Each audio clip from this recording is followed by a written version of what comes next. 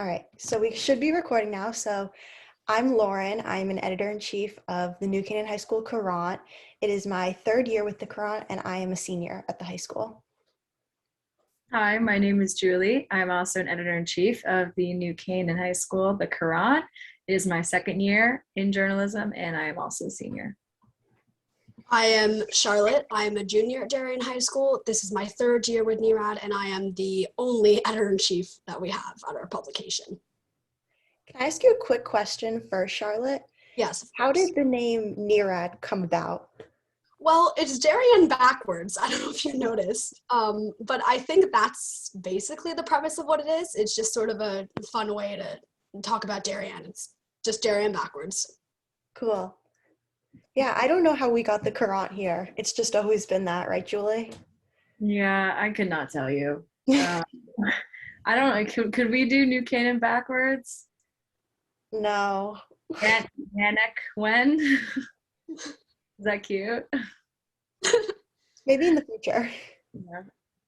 All right. So to start, Charlotte, could you tell us a little bit about how you run Neirad? How does that work at school and everything? Neirad is primarily student-led, but we do have a really awesome advisor. Her name is Mrs. O'Hare, and she's been working with Neirad for a long time now. Primarily it is student-run, though. We try and give everyone exposure to as much journalism as possible, whether that be laying out stories, writing stories, or creating other content like that. So primarily student-based, however, Mrs. O'Hare is always there as sort of a guideline, and as editors get more and more experience, she can kind of step back and just watch the magic happen a little bit. Cool. Yeah, we're very similar here. We have two teacher advisors, Mr. McAteer, who is an English teacher, so he's more on the writing end, and then Mr. Sapolsky, who is a career and tech teacher, and he really deals with our graphics and our layout and all that stuff. About how many people do you have on your paper? Well, this year we actually had a pretty big increase in members. I would say probably 25 or 30 right now in our Google Classroom. So yeah, pretty big uptick, I think, once things got more back to normal at school. Yeah, Julie, you want to take that point? I know we've had a real rocky number with COVID and everything. Yeah, I think we had a little bit of a decrease because of COVID, and I know that we did have, I think, however, we do have a more engaged staff who are a little bit more socially and politically motivated, like considering how much involvement in politics and just social movements have come more into play. I think our reporters are showing that kind of passion, but we have seen a little bit, I think, diminish in the numbers at our publication. And Charlotte, how do you do leadership positions for yours? Here at the Courant, we have 6 editors-in-chief, which is obviously a lot more than other publications. And then stemming from that, we have 3 executive editors and then 2 section editors for each section, which is, I want to say 10 section editors now between the sections. And then at our base level, we have our reporters. That's definitely a bit more than we have here. We typically run applications at the end of each school year where people can submit a Google form to whatever position they hope to sort of be in charge of, and then they put their second and third choice. Or sometimes Mrs. O'Hare or one of the editors will actually ask a person if they'd be willing to take on a position, and then if they say yes, they obviously don't have to fill out a form. But we have one editor-in-chief, which is me. Typically we have 2, but I decided I could take it on myself and then for the future sort of train anybody else who would be up for the job. Then we have 1 section editor for student life, sports, pop culture. I was a pop culture editor last year, and a number of other sections. We also used to have some people who would run the sports blog, which we're sort of hoping to bring back from the dead a little bit, because that back in the day used to be a pretty popular part of our site. But yeah, definitely a little less on the staff side in terms of leadership than you guys. And how have you printed the paper so far? Have you had print issues with COVID and everything, or are you mainly online? We are mainly online. However, we are in the process of putting together a print team so we can get print issues back in style, because I think that print really increases readership, because the majority of people actually at DHS have no idea that Neirad exists. So we're hoping we can sort of start handing out some paper issues again. In the actual Neirad room, there are, from previous years, a lot of printed issues hanging on the wall, sort of as a staple of what we do. But, really hoping we can bring back that print. But for now, mostly online until we get that started. Yeah, us too. We've had one issue so far this year. We were pretty good getting them out last year, I think, just because we do have such a big leadership staff that it worked out pretty well with COVID. But Julie, you're right now working on media, and that's obviously a lot different than what I'm doing. So do you have any particular experiences for this quarter? Yeah, so especially like in terms of print, I think media has a big play in that. We have a very dedicated advisor, Mr. Cebulski, who's there to help us with any media or layout concerns. I agree with you. I think print, ironically, would actually increase leadership. I know a lot of people say print is dying, but I'd argue that, getting it in front of people's faces is really good for publicity. And from a media standpoint, I think creating media that works well on print is always a little bit of a contrast than what would work well on web. So, what would you say is your experience with media working on web design? Web design for us is pretty built in between Snow Sights and Mrs. O'Hare's guidance. She trained me to sort of lay out my stories, and it is a little scary at first because there are lots of different features, but it really is one of the coolest things I think about having an online publication is the power technology has. And so now I can go forward and train other members to sort of lay out their stories. And if used in the best way possible, it can really sort of create a really bright and colorful website. So I think from that standpoint, technology, that's a plus. Yeah.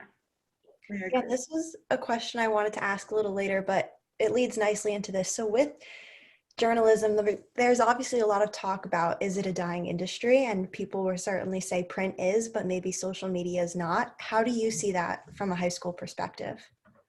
From our perspective, I think that print definitely is dying. I agree with you there. So I think that's why we're trying to bring it back, because I think it really is a great way to increase readership. Social media is nowhere near dying, obviously. So we've, in the last 2 years, have sort of tried to expand our social media platform, because the best thing is when you get credible sources through social media, because on social media there are all these sort of sketchy news sources and everything like that. But I would agree with you. I think that journalism is a bit of a dying industry, but I think if used obviously correctly, social media can really sort of bring it back up to the top. My grandfather, he still will read his newspaper every day and everything like that. So I really hope that we can bring it back, as if we get as many people working as we can. So how does social media work, particularly at Neirad? Here at the Courant, we have all of our J1, which is Journalism 1 students, set up a Twitter account. And they use that periodically just to post kind of progress they're making in class. They link any of their stories that are posted online. Would you say Neirad has Twitter presence, Instagram, TikTok? What do you do? It's mainly Instagram. I think the Twitter is a good idea. I will have to bring that to Mrs. O'Hare, because I think that's a really smart idea. Our previous social media manager, she did a really great job with sort of promoting things, not just at Neirad, but at DHS in general. And then unfortunately with COVID, it kind of shut everything down. And then last year I took over as social media manager, and I've been doing it for the last 2 years. And I'm sort of in the process of starting to train some of our other editors to help me, since junior year is definitely a little brutal. So I just want to be able to give the platform as much leeway as I possibly can. We're mostly Instagram oriented. When I was a freshman, we actually had this sort of video segment pre-COVID. It was called Neirad News. We would cover sort of all the big things at school. And so hopefully we can bring that back too. But your Twitter definitely seems like a great idea. I think that's another good way to get across sort of content and everything like that. Yeah, I recommend it. Then you can follow all of us too. We have so many accounts. So yeah, you can, sorry. Yeah, there's also the point, like, you can get connected with, especially teachers. A lot of teachers are more active on Twitter nowadays, and I would also say district managers or just people who are higher up. I know sometimes that we are even retweeted by, I think, public officials, higher ups, other publications, like real newspaper publications. So it's always good to use Twitter, I think. That's awesome. Yeah.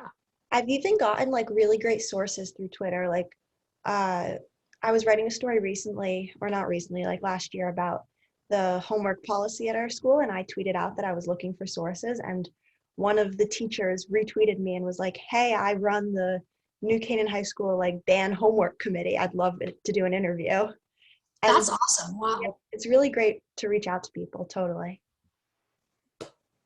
All right, so I'm going to transition us into a kind of our more intense segment, and it's about having your role as a student journalist in society and kind of what that means in writing your opinions, writing what you believe in, and whether or not a controversial opinion is appropriate to write in a student newspaper or allowed at your own high school. So how does that work at Neirad?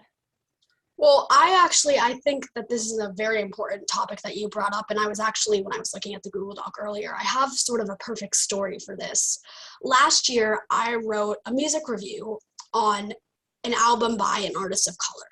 And one of our readers, he was looking at it from the Black Lives Matter perspective, as he probably should have been. And when we at Neirad were reviewing the story to put it up, we were looking solely at what I said about the music. And I did not particularly enjoy the music. It just wasn't my thing. And it was nothing racist or against the artist's skin color. However, one reader in particular took it like that. And so I think it was a bit of a rude awakening, because I realized how many ways journalism can be taken, if that makes sense, because your perspective is different than anybody else's. And so there was just a quick moment of when I realized, oh gosh, this is probably something I am not comfortable with keeping up here right now. So I took it down and sort of just sat and thought on it. And I'd done nothing wrong. The person who spoke up did nothing wrong either. But it's just something in the case of, you do have to be careful, especially at your high school, when people are reading the newspaper, they know the people who are writing it. It's not like I'm writing for something like Rolling Stone or whatever, it's a small DHS publication. So I think at Neirad, since that instance, we've been very careful with what we put up, and I just changed some of my word choice and things like that for future. But yeah, as I said, I think journalism can be taken in a lot of different ways. So that's probably, when you asked that question, that's what I thought of. Yeah.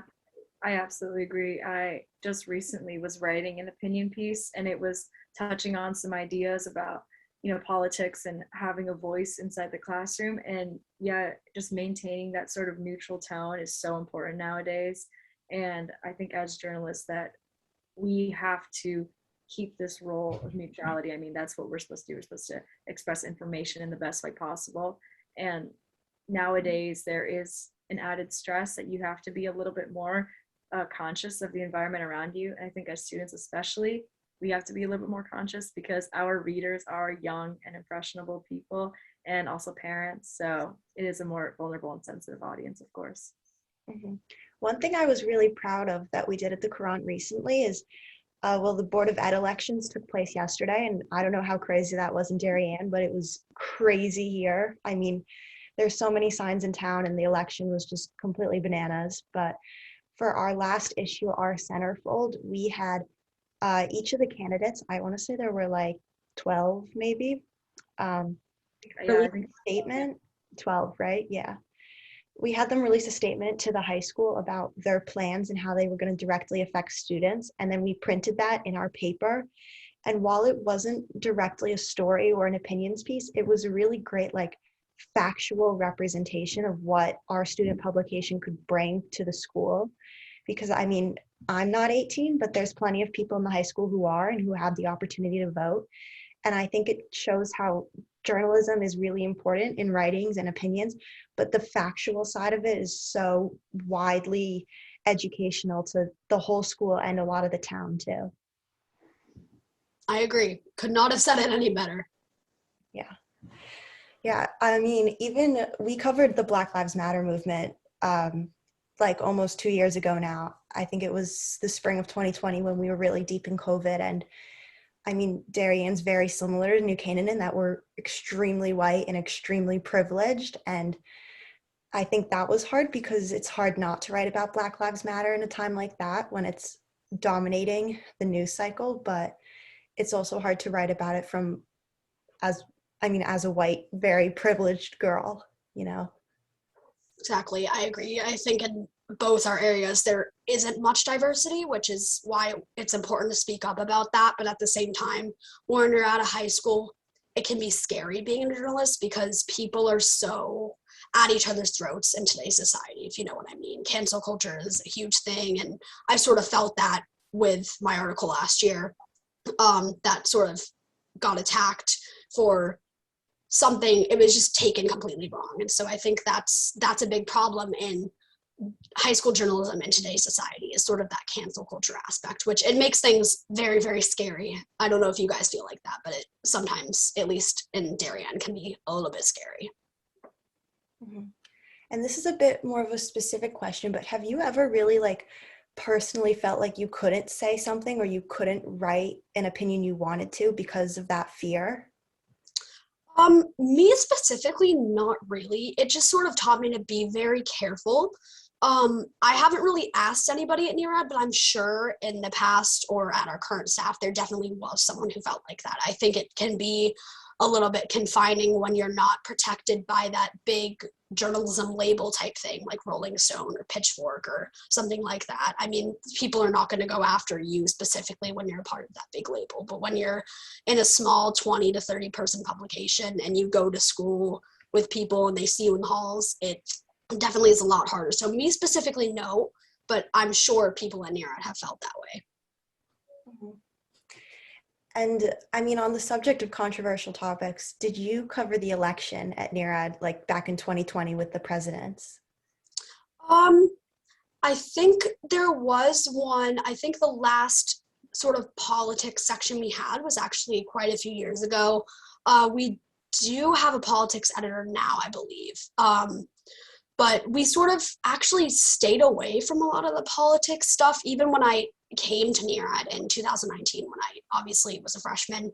There was very little serious political coverage. A lot of it was just sort of jokes and political cartoons and people like writing stories like that.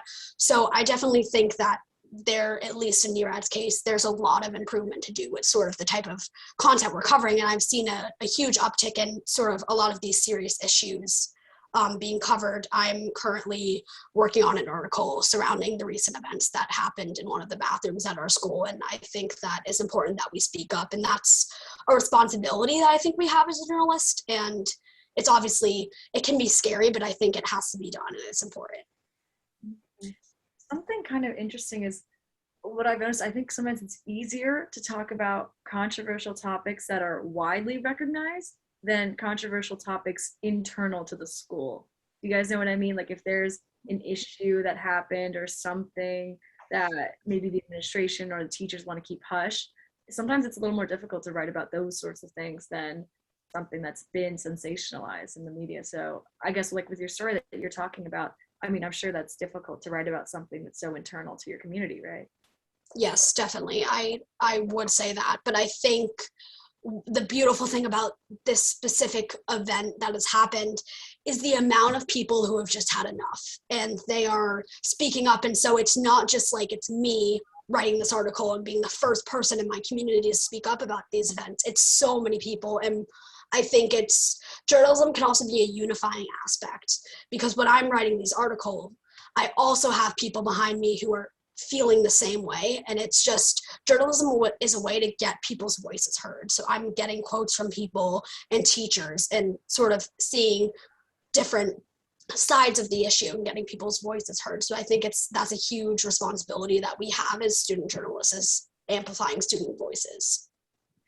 Absolutely. I know even on a smaller scale here at the Courant, like we've written about things like how we had half days during COVID and we no longer have that. And even expressing an opinion that seems so obvious from the student body, like we want that back, we want half days, can kind of get a bit of backlash from faculty and from administration because they disagree with that and they have a different opinion.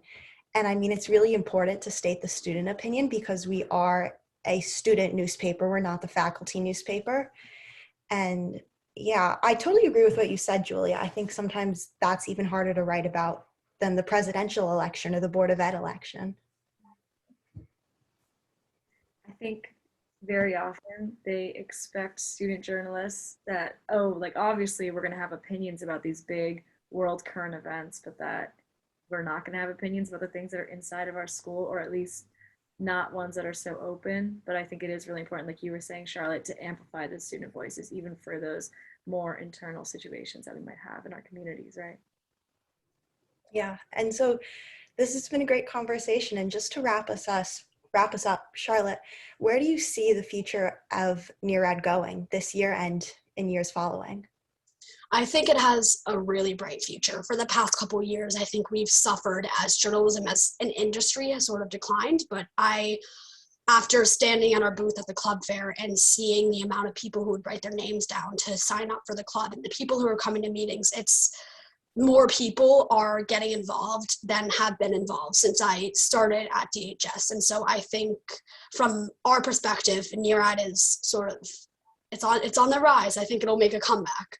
So I hope your publication also can make a bit of a comeback as journalism, as we kind of fight for a return of the industry as a whole. Charlotte, I have a quick question for you. Is your publication, would you say, more female dominated? It's like the Neirad more girls? Yeah, we have gotten some more sort of male and other voices involved besides female, but I think predominantly yes. So the more other voices that we can get, the better it is. And I don't know what it's like for you guys, but that it's definitely more female dominated at DHS. Yeah, I know that our publication is very female dominated. Like all of our editors are female, I think. Every single one of them. So I mean, like we were saying, making sure that you're having like a neutral voice. I mean, we're always constantly having to make sure that we're doing equal representation and we're maintaining and recognizing our own biases as writers, both in terms of, as we were saying, we both live in communities that are pretty sheltered, socioeconomically, racially, right? So addressing that bias, but also addressing a gender bias that we might inherently have, so just things that we have to think about as student journalists. But yeah, I agree with you. I think hopefully we're going to see a big boom in journalism. People, it seems our age, are having a lot more commitment and engagement with the things that are happening around them, and hopefully that'll translate to an uptick in our student newspapers. Yeah, and I'm even just hoping that doing these conversations like throughout Fairfield County and with other student publications will kind of cast a light on, I mean, we all go to different high schools, but I would say we're pretty unified as student journalists. We all come from really similar backgrounds and are writing about similar topics with similar voices.